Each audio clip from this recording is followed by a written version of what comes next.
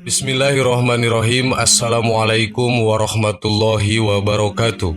Sahabat yang beriman, salat subuh merupakan salah satu di antara salat wajib 5 waktu. Salat subuh didirikan saat menjelang fajar di mana orang sedang enak-enaknya untuk tidur. Karenanya banyak orang yang mengalami banyak godaan untuk mendirikan salat subuh, sehingga tidak sedikit umat muslim yang lalai untuk menunaikan ibadah sholat subuh dan memilih untuk melanjutkan tidurnya ketimbang untuk bangun dan menjalankan sholat. Karena itu, Nabi Muhammad SAW menghususkan sholat subuh mulia dengan keistimewaan tunggal. Sholat subuh bahkan memiliki sifat-sifat yang tidak pernah ada pada sholat-sholat lainnya.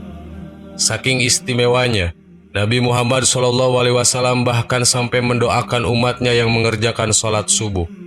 Dalam sebuah hadis, Nabi Muhammad SAW bersabda, "Ya Allah, berkahilah umatku selama mereka senang bangun subuh." Hadis riwayat Tirmizi, Abu Daud, Ahmad, dan Ibnu Majah. Sholat subuh juga turut disaksikan oleh para malaikat sebagaimana yang tertulis dalam firman Allah Subhanahu wa Ta'ala. Untuk itu ketika melaksanakan sholat subuh kita dianjurkan untuk membaca surat panjang. Begitu istimewanya sholat subuh, hingga ada bacaan surat pendek yang tidak dianjurkan. Allah Subhanahu wa Ta'ala berfirman dalam Quran surat Al-Isra ayat 78 yang artinya, "Laksanakanlah sholat sejak matahari tergelincir sampai gelapnya malam, dan laksanakanlah pula sholat subuh. Sungguh sholat subuh itu disaksikan oleh para malaikat."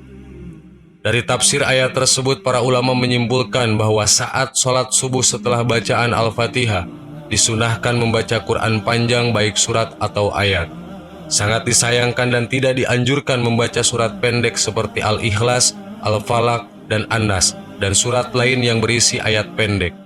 Walaupun demikian, membaca surat pendek dalam sholat subuh tetap menjadikannya sholat sah. Namun dalam hal ini, bukan perkara sah atau tidaknya, melainkan untung dan ruginya. Terlebih sholat subuh disaksikan oleh para malaikat.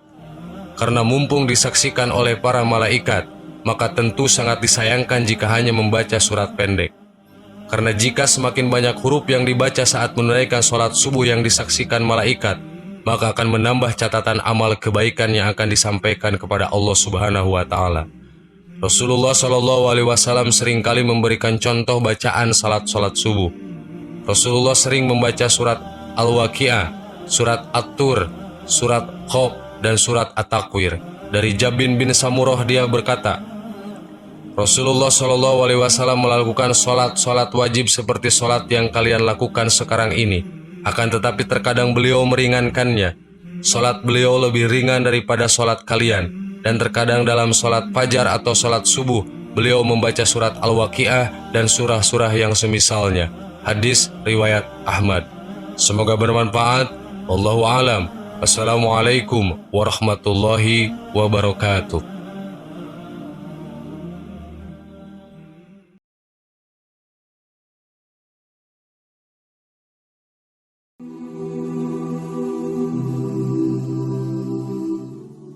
Bismillahirrahmanirrahim. Assalamualaikum warahmatullahi wabarakatuh.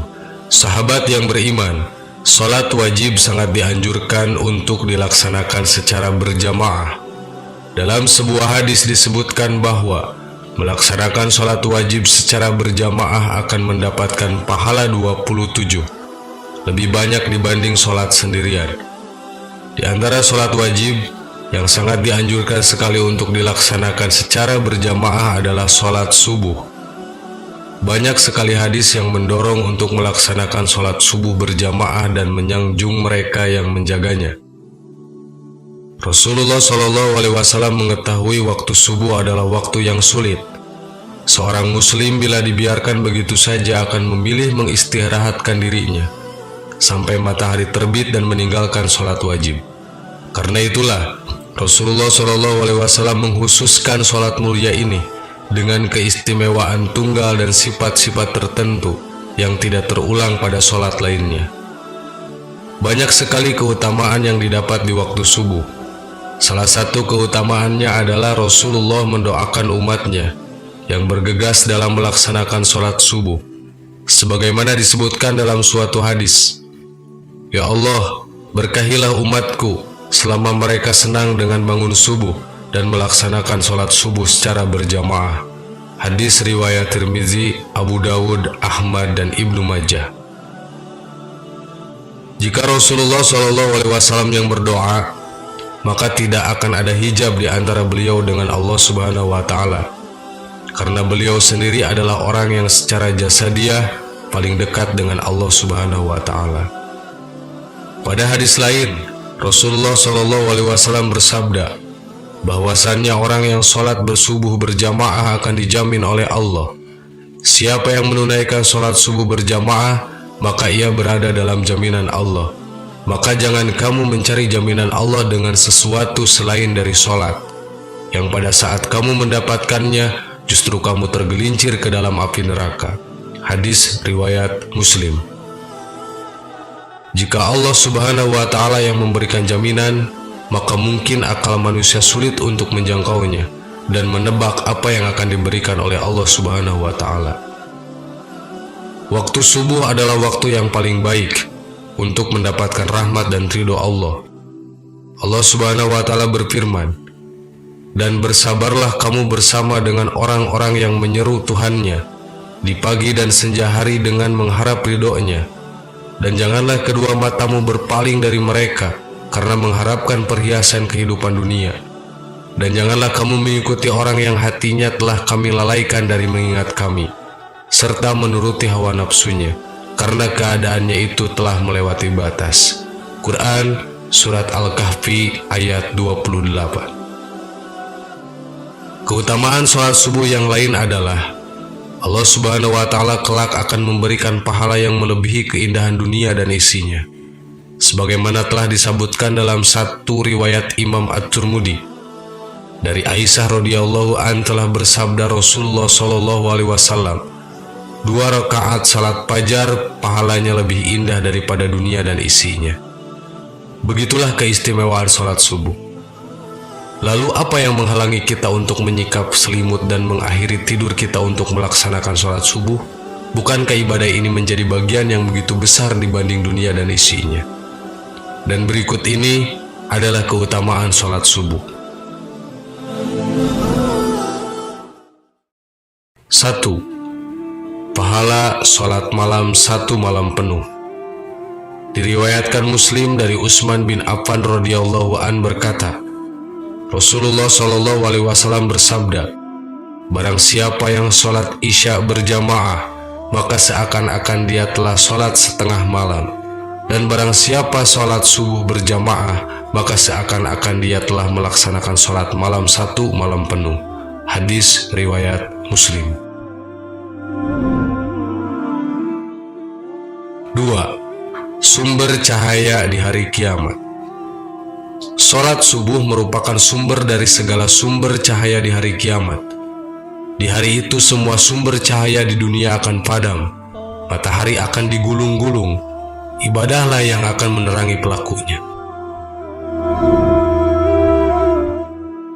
3. Surga yang dijanjikan. Diriwayatkan dari Abu Musa al-Asy'ari radhiyallahu an, ia berkata, Rasulullah SAW bersabda, "Barang siapa yang sholat 2 waktu yang dingin maka akan masuk surga." Hadis riwayat Bukhari. 2 waktu yang dingin itu adalah sholat subuh dan sholat asar. 4. Melihat Allah. Mereka yang menjaga sholat subuh dan asar dijanjikan kelak di surga akan melihat Allah Subhanahu wa Ta'ala. Hadis Rasulullah SAW yang diriwayatkan Bukhari dan Muslim dari Jarir bin Abdullah radhiyallahu an artinya, kami sedang duduk bersama Rasulullah SAW ketika melihat bulan purnama. Beliau berkata, "Sungguh kalian akan melihat Rabb kalian sebagaimana kalian melihat bulan yang tidak terhalang dalam melihatnya. Apabila kalian mampu, janganlah kalian menyerah dalam melakukan sholat sebelum terbit matahari dan sholat sebelum terbenam matahari, maka lakukanlah." Hadis riwayat Bukhari dan Muslim. 5. Berada di bawah lindungan Allah Subhanahu wa Ta'ala. Rasulullah Shallallahu Alaihi Wasallam memberi janji, bila sholat subuh dikerjakan, maka Allah akan melindungi siapapun yang mengerjakannya seharian penuh.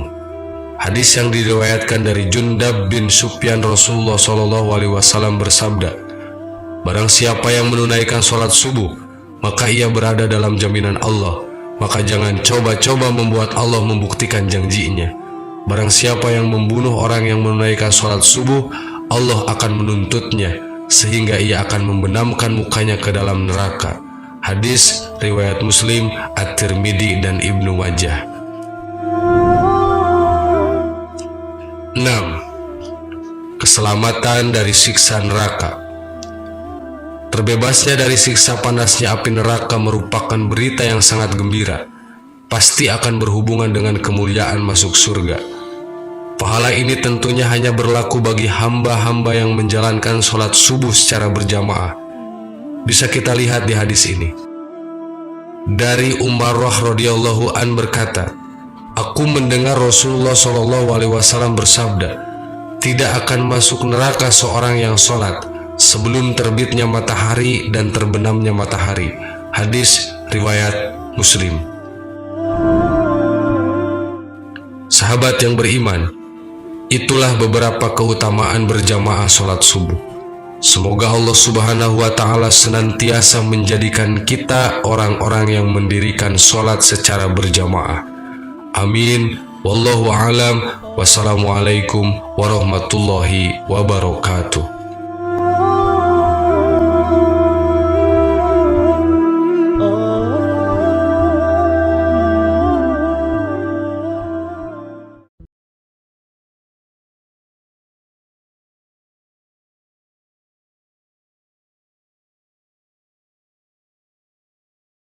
Subhanallah